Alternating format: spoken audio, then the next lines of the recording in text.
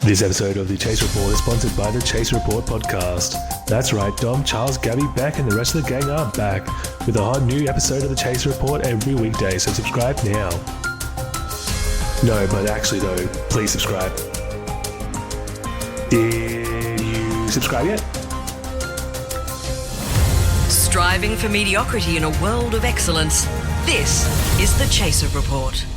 Hello and welcome to The Chaser Report for Thursday, the 9th of September, 2021. Hello, Charles. Hello. How you going? I'm actually happy today. Did you know that? That's wonderful, Charles. Yeah. You're smiling, you're upbeat. Yeah, so I haven't drunk anything for the last few weeks. I've only drunk once in the last few weeks, except last night where I drank a whole bottle of wine. And I just feel wonderful. I think drinking is a really good way to feel good. Well, I don't want to ruin your mood, but a story broke yesterday that I think we've got to discuss. Oh, yeah. And just don't get mad, okay? Can you just please just contain your temper, because I think this might make you a little bit annoyed, okay? Oh, dear. Okay. So an FOI request was released yesterday. It's published in The Age. Yeah. And it revealed that federal bureaucrats turned down an offer from Pfizer in June of last year to have a meeting about their vaccine plan, even as other countries were on track to signing deals for millions of doses. So we could have had millions of doses here by the end of last year. Could we have, though? I mean, they said, we're eager to meet at the earliest opportunity, and the government didn't get back to them for days and then gave them a meeting with the first assistant secretary. I am trying very hard to not get angry at the moment, Dom. Charles, to be fair, we did sign a contract in November. What? Admittedly, the US and Canada had a contract in July. The letter was dated June 30th, and Pfizer Australia said that they could potentially supply millions of vaccine doses to Australia by the end of 2020, scaling up to far more in 2021. So had they said yes to this letter, we would have had millions of doses by the end of last year. But Charles, maybe it wasn't meant to be. What do you mean it wasn't meant to be? That's exactly what was meant to be. There was literally, they had one job, which was to get the vaccine. The states were doing everything else. But Charles, put yourself in the Commonwealth's position, right? They had a meeting with Pfizer about where they're up to. Pfizer said, we'll tell you the details of where we're up to if you sign a confidential disclosure agreement, but they didn't sign it. So Pfizer didn't want to tell them all about exactly how advanced they were with their preparations. Instead, it was more of a general overview, was more of an introductory meeting. They would have given us a highly detailed slide deck illustrating that they were on track to produce a vaccine. Right, so they were asked, do you want more information? And they went, nah. And the government's reply was, look, we're considering the confidential agreement, but we just want to stick to the introductory meeting as planned. Fuck them. That's basically a year and a half of our lives that we'll never get back because of that single decision. To be fair to the government, they were told on the 23rd of July that the US and the UK had already signed deals for millions of doses. And then they just didn't do anything till November. Well, how is that to be fair to the government? There's nothing fair about that at all. But in the government's defence, Charles, Pfizer wanted to make a profit from this vaccine, whereas the AstraZeneca one was being provided at cost. It's much cheaper. Are you suggesting that the government should have signed deals with all of the famous drug companies that were producing vaccines to beat COVID-19 just in case one of them worked and one of them didn't? They already had the Queensland one in their pocket. I think I need another one of those bottles of wine, Dom. You've ruined my day. You've ruined my life. I mean, only if you reflect, Charles.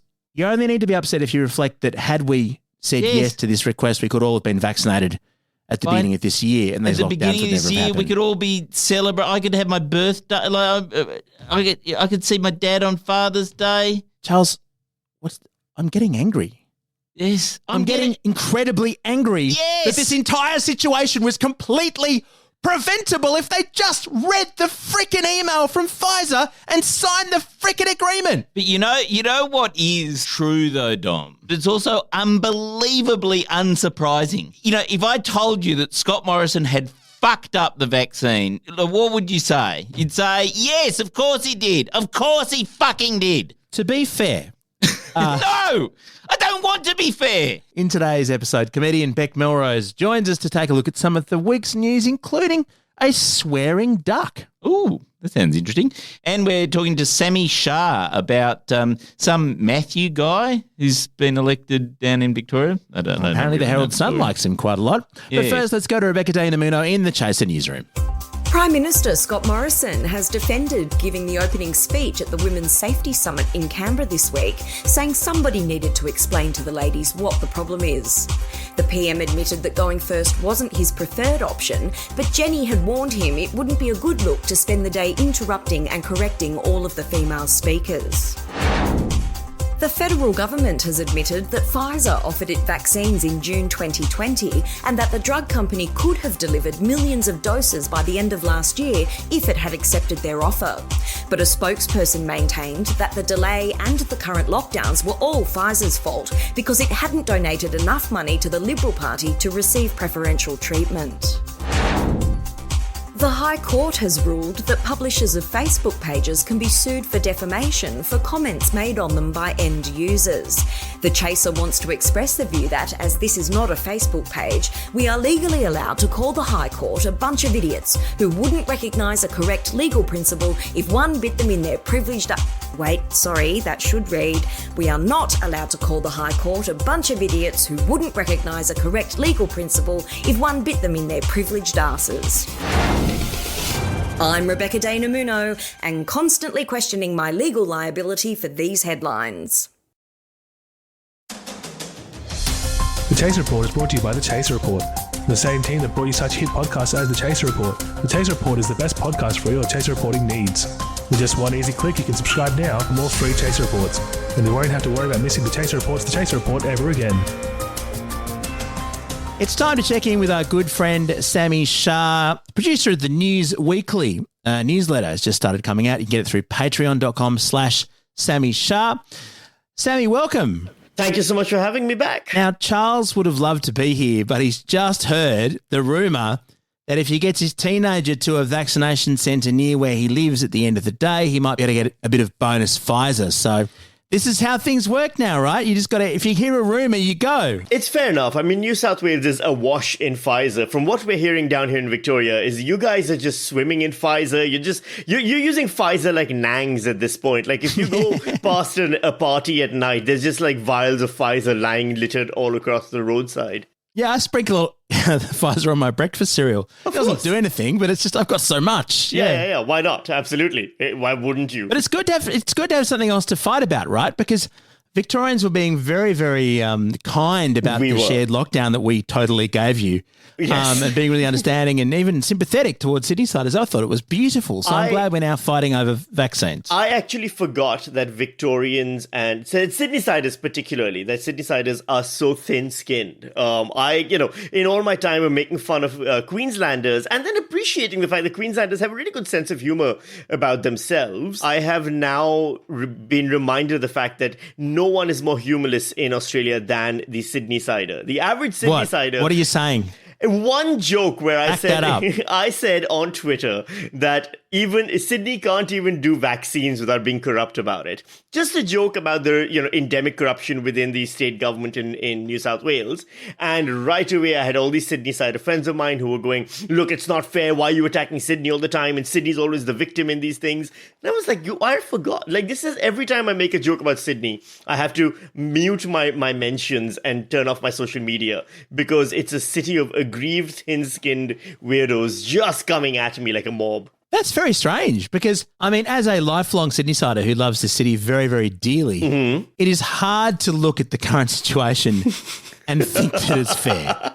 Like, come on. I mean, this whole under-the-table Pfizer thing, I don't know what the reality of it is, but yes, I mean, it's clearly, look at the chart. It's not that our government is amazingly, magically competent at giving vaccinations compared to everyone else. Clearly, there's more supply here. It's just, look, I'm not going to get into it anymore. Plus, here we go. In Victoria, we have hope now. We finally, we may have those rising numbers and we may be in this sixth lockdown, which is never going to end. But the state of Victoria finally has hope of a better future, of a better chance. Oh, absolutely. Things are turning around here. The optimism the average Victorian feels right now is remarkable. Because I don't know if you heard about this, but Matthew Guy is back. That's right. The guy known as Guy is back.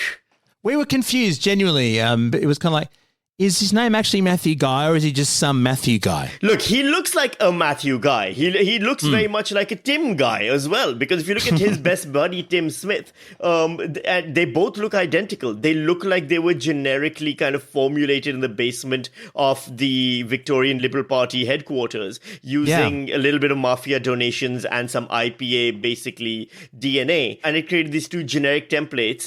But, here we are.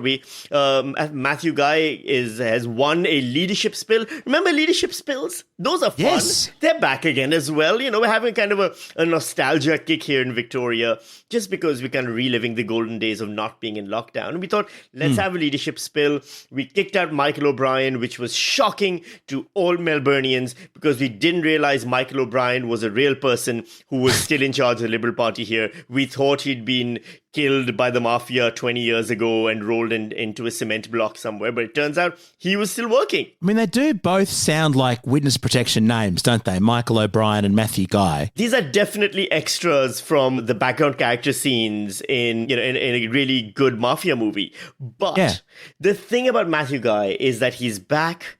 He's an ideas man. I don't know if you heard his ideas last time in 2018 when he lost the state election. He had ideas then, one of the ideas, for example, back then he was ahead of the curve. When people point out that the polling said that, the Victorian Liberal Party is going to lose the state election, Matthew Guy said, we looked at our research and we see that we've got a good chance. He's a do your own research guy, a phrase that has become so popular now, and he was way ahead of that curve in 2018. Impressive.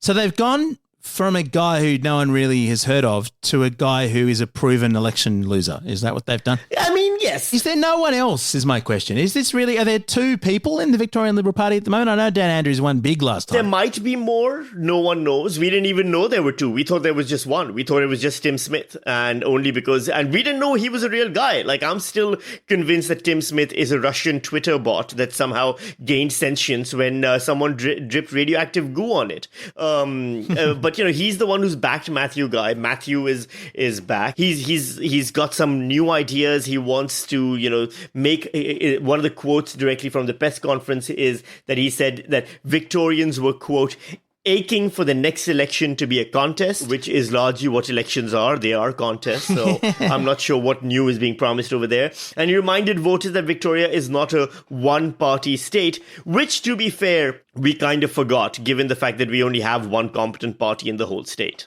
Yeah, it's kind of like, well, you're not a one-party state, but your voters chose to be an overwhelming.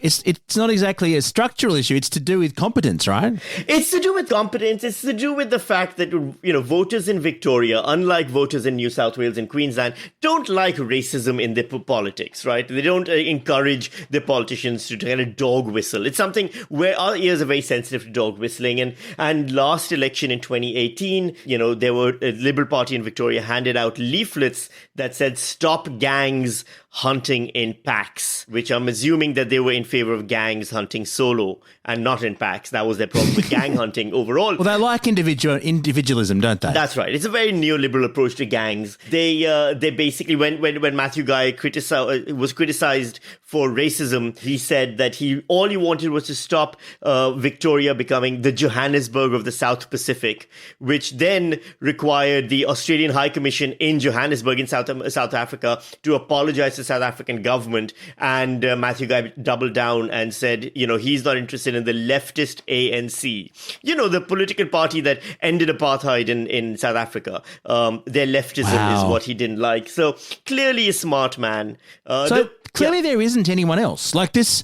To go back to a person with a track record of gaffes of this degree, the cupboard's bare, right? You say that, and I would think that, but Jeff Kennett lost twice, even lost the leadership of the Victorian Liberal Party once, and then came back and ended up becoming premier twice in a row. So there is a long-standing tradition in Australian politics of electing losers. let's not forget, we did at one point have Kevin Rudd as Prime Minister again after a leadership spill. And we've also seen, what's his name? Malcolm Turnbull come back after leadership spills and things. So, we do hang on. So if your examples are Rudd and Turnbull, it's probably not a very good idea for long-term success. It's not a good idea for long-term success, but it's a great idea for short-term victory. And short-term victory allows someone like Matthew Guy to have access to a lot more real estate development funds, which is really what his entire political career has been. It has been a great campaign for just making a lot of money out of real estate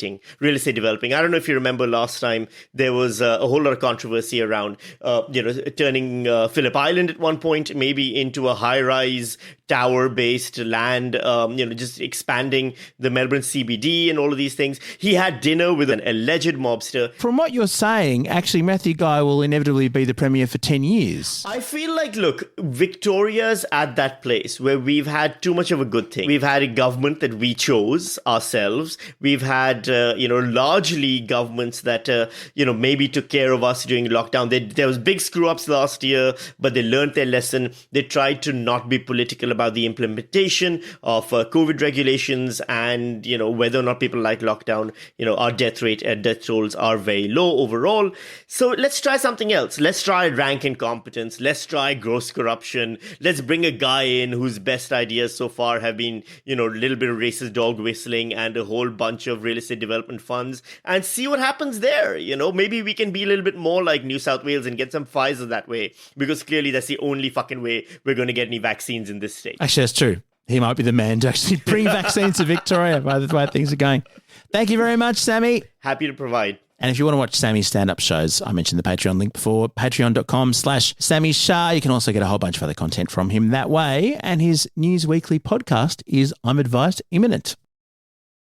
The Chase Report is sponsored by The Chase Report, now with interactive games. Like this one. I'm currently holding a coin in either my left hand or my right hand, and you need to guess which one. If I win, you need to subscribe to The Chase Report. But if you win, I give you $1,000. Okay, ready?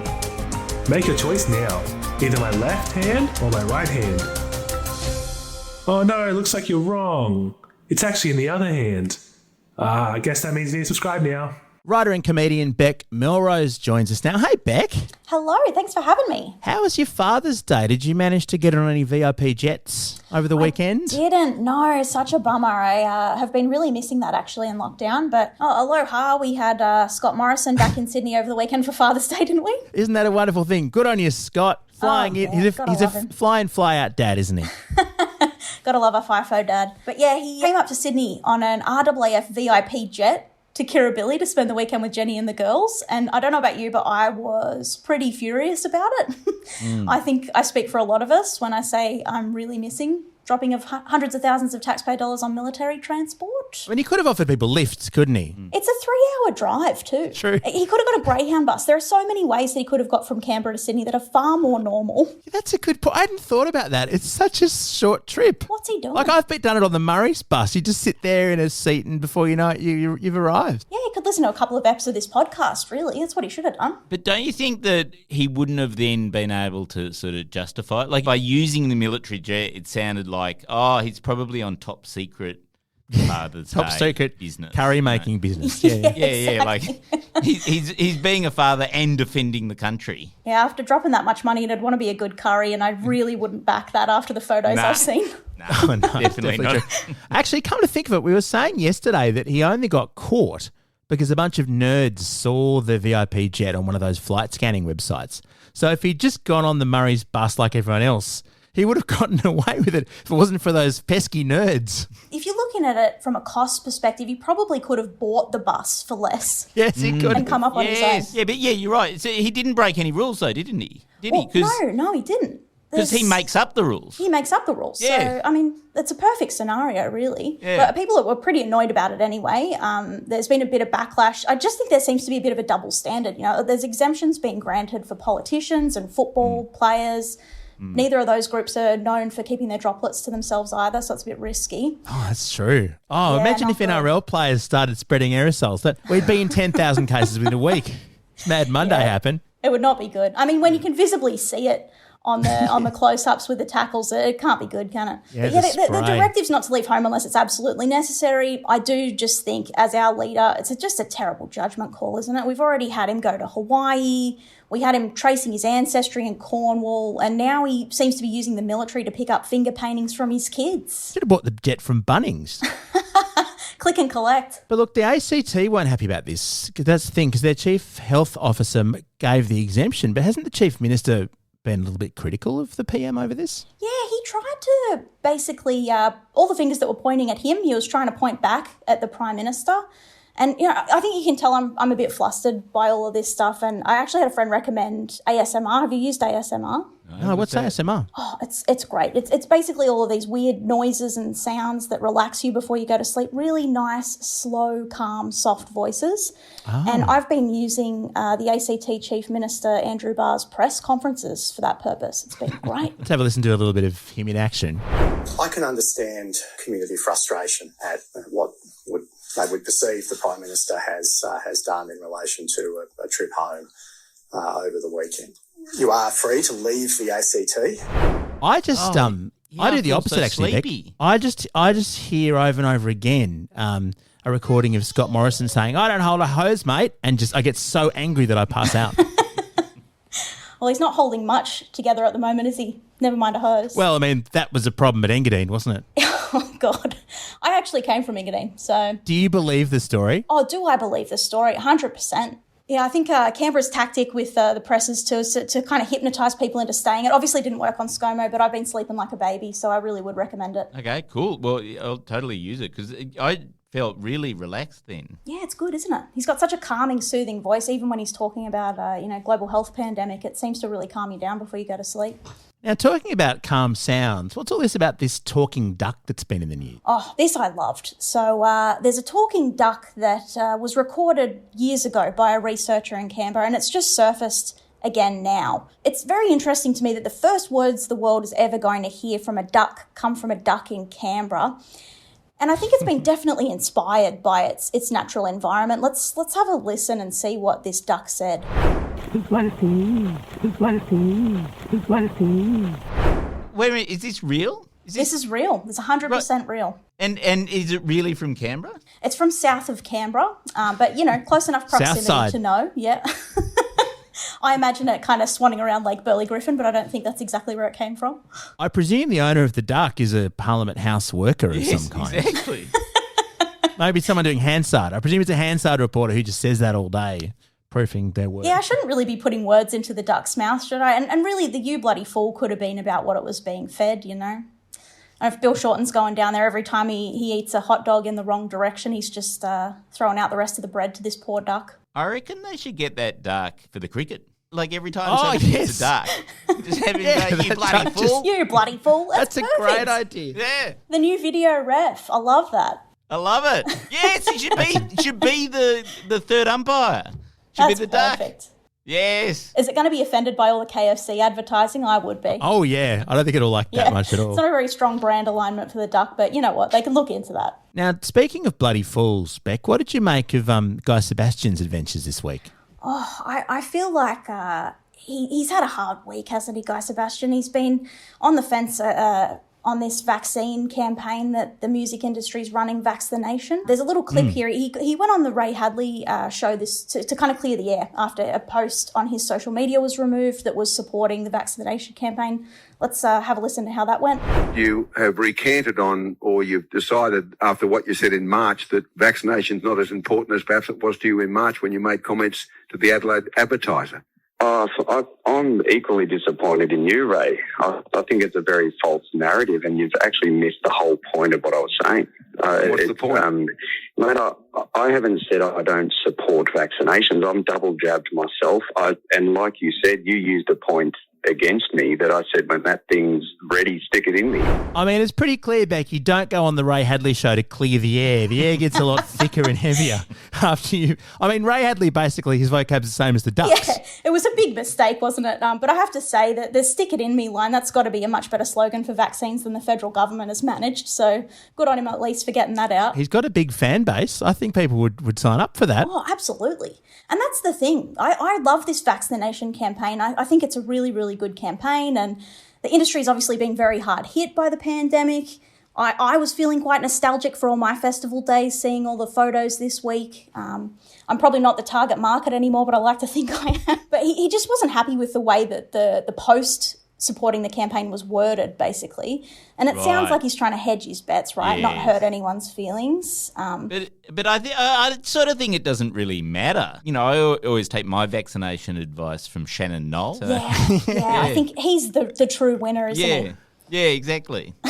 Well, I mean, he is speaking for a lot of people in regional areas when it comes to the vaccine rollout. What about me? It isn't fair.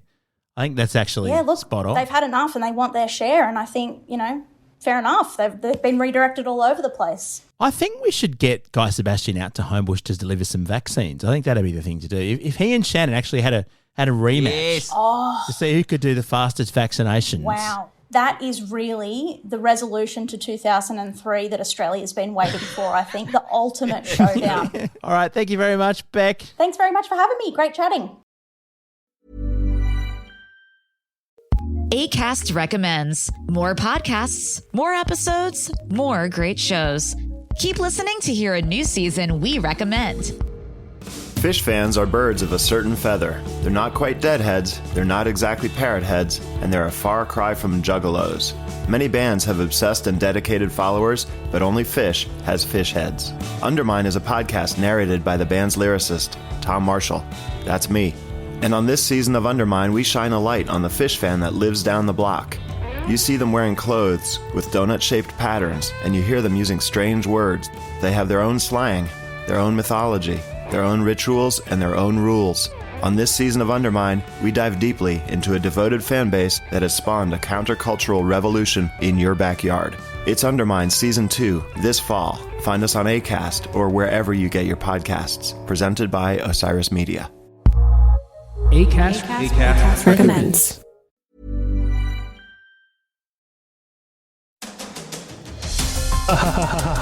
Wasn't that funny? This episode of the Chase Report has been brought to you by the subscribe button. Don't press it. No, I'm just kidding. You can press it. Go on, do it. Just do it. Please.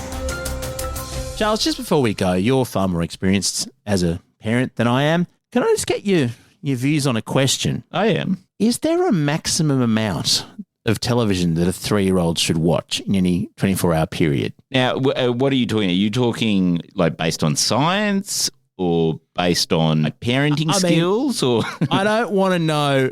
I think it's too late for science. I think ideal parenting principles went by the wayside in about week 3 of the lockdown. I mean, is there going to be permanent harm to my daughter if she watches Mirror Royal Detective for just about the entire day? Admittedly, she's moved on from Frozen now. She's diversified to a wonderful series about a female detective. Look, I think my principle was always, especially when they're 3, is what you do is you count up the number of hours in a day, right? Yeah. And that's the number of hours that they're allowed to watch TV for. It worked for me. My kids are fine. Are they really though? Well, yeah. I mean, if she now thinks that she's a detective and wants to follow the clues, that means she'll eventually get out of the house, right, and start following clues and maybe earning income for the family. No, she'll just want to keep watching TV. That's how it works. But the thing is, you should actually love this moment in her life because she has the concentration to be able to watch, a 10-minute episode, 20-minute episode? How long are they?